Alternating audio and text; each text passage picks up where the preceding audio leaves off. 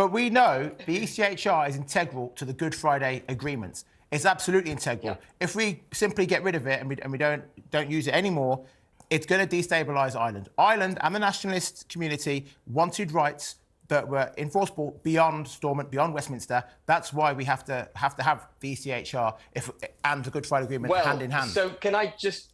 There's a distinction between being a member of the European Convention of Human Rights, which is what the Belfast Good Friday Agreement requires that we must be, and having the European Court of Human Rights as our supreme judicial body. The Belfast Good Friday Agreement does not require us to have the Court of Human Rights over and above and our own Supreme Court subservient to that court. What we can do is stay in the European Convention of Human Rights, but remove the court from its supreme position. That's what Rishi Sunak should have done. Tony Blair should never have made it our supreme judicial body for human rights. And also, I don't think that we can remain in the European Convention of Human Rights just because it's a part of the Good Friday Agreement. The Good Friday Agreement cannot be allowed to dictate everything that this nation does.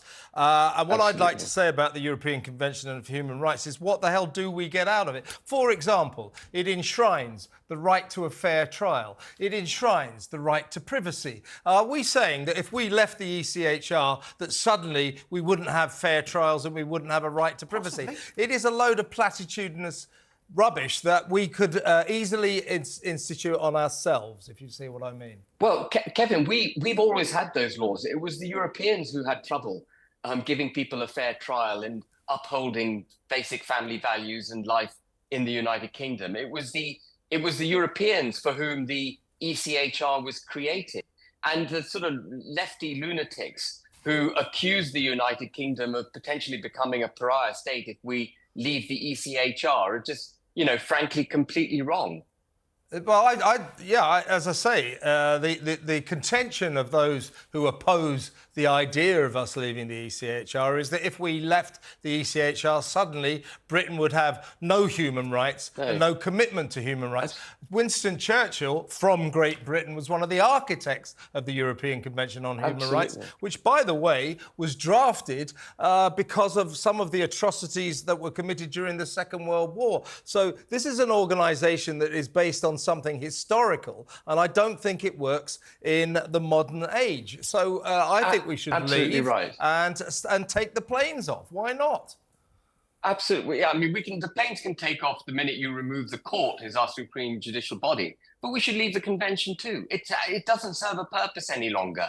As you say correctly, Kevin, it was set up for the Europeans. We originated human rights globally. The United Kingdom did. And we established and settled them across the globe when we had the empire at a time that most countries weren't even giving it any consideration. The notion that we would give up on human rights just because we leave a convention that was set up to police Germany and France is daft as brushes. Ben, do you trust Rishi Sunak? Because when Suella Braverman resigned... No, thank you.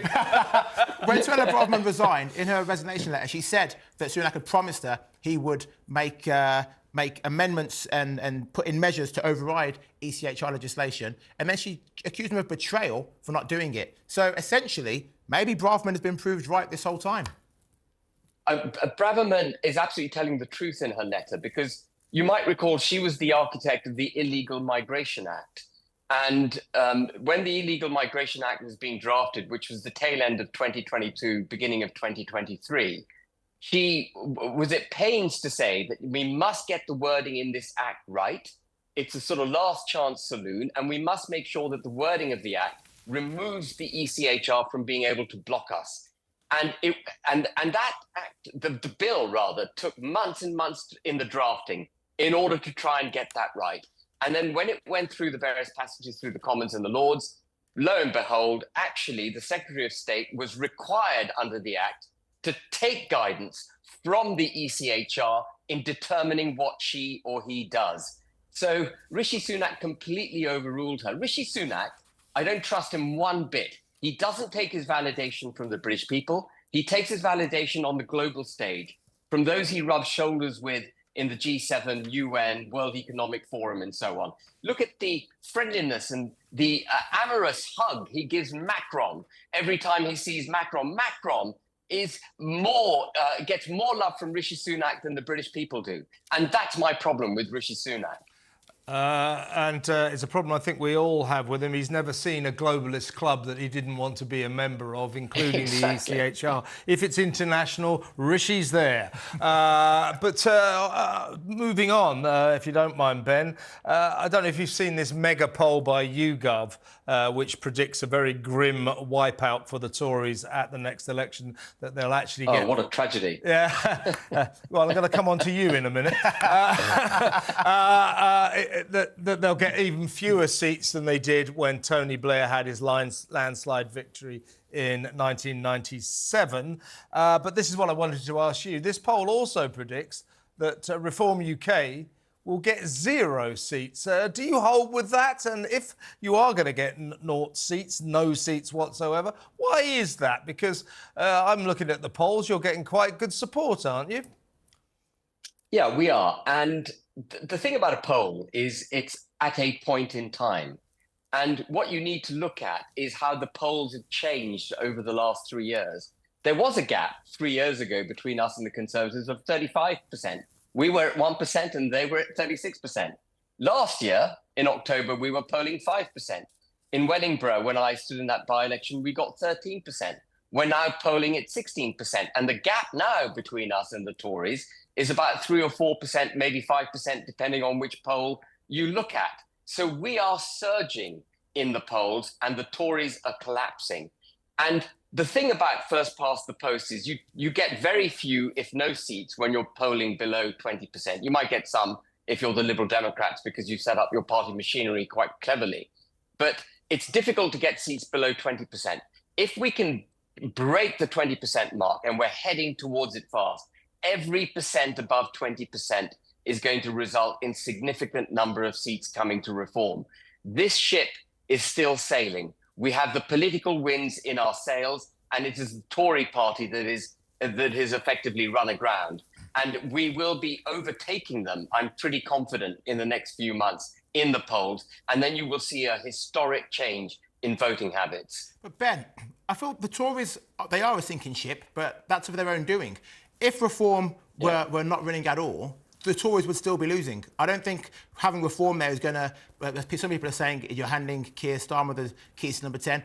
That's going to happen regardless. No matter how much Reform say, it's going to happen. And the only poll that really matters is the poll on the day of how many people actually turn up and actually vote. Yeah.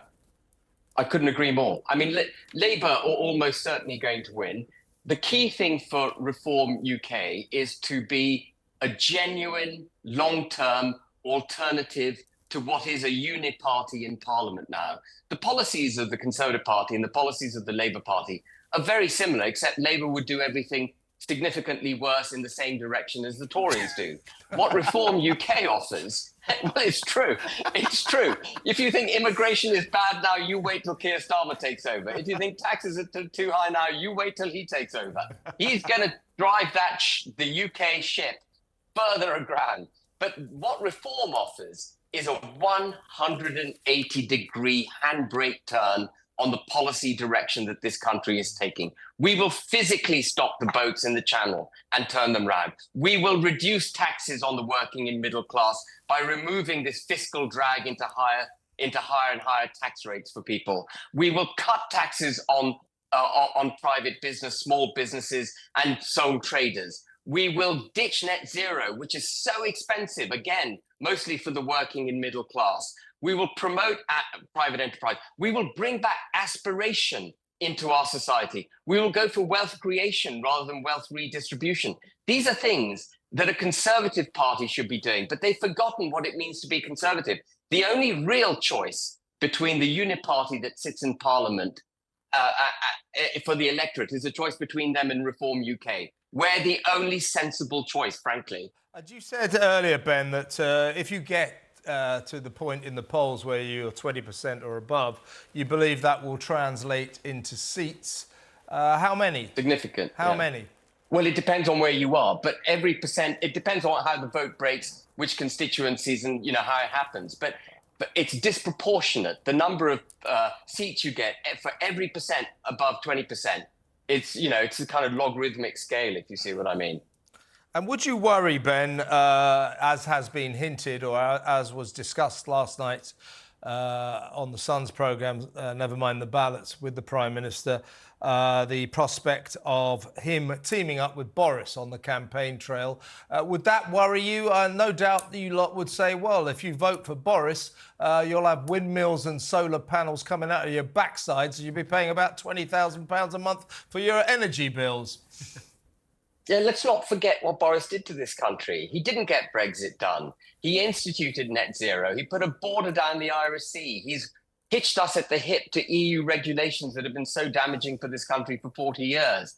He's the one in the trade and cooperation agreement with the European Union that he signed. We are committed to the European Convention of Human Rights. You mentioned the Good Friday Agreement. Actually, it's in the trade and cooperation agreement as well. Boris Johnson was a great talker. He could go across the social stratas of the United Kingdom and talk to the working class, the middle class, the upper class. He was comfortable. He's a terrific guy to have a beer with, I'm sure, but he should never have been in government. And a lot of my own base will be looking and hearing TalkTV right now thinking, why is Ben trashing Boris? Boris is such a good guy.